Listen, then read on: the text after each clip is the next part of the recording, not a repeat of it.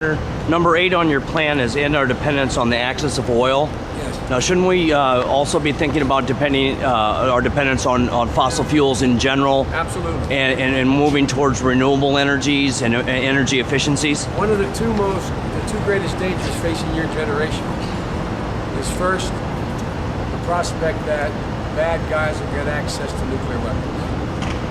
The second one is global warming. The idea that we can continue to ignore the reality of global warming literally puts my children and grandchildren at risk.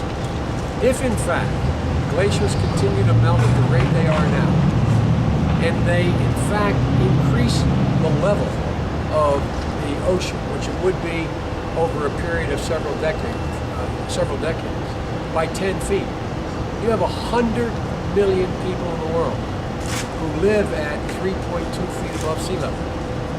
It would be an international catastrophe resulting in a global war for resources and access. So unless we reduce the consumption of carbon-based fuels, we are doomed.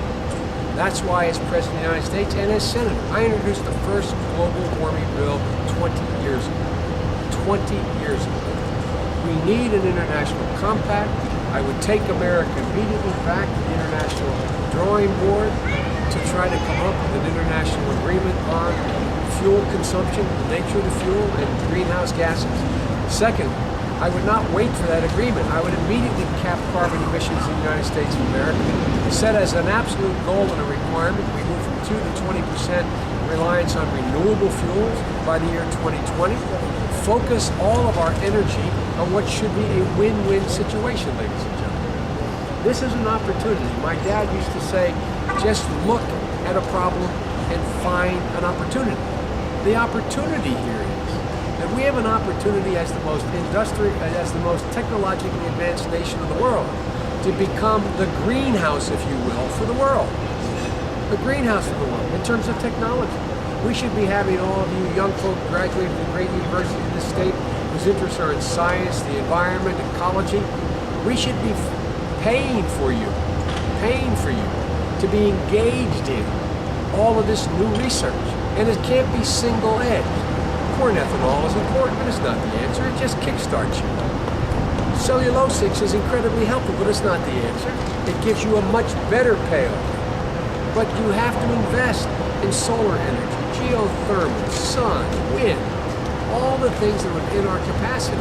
So once you do it, then export that technology. It should not only be an environmental savings, a financial savings for Americans, but it also should be an opportunity for jobs. I'll give you one single example. I had a bill which I couldn't get a vote on.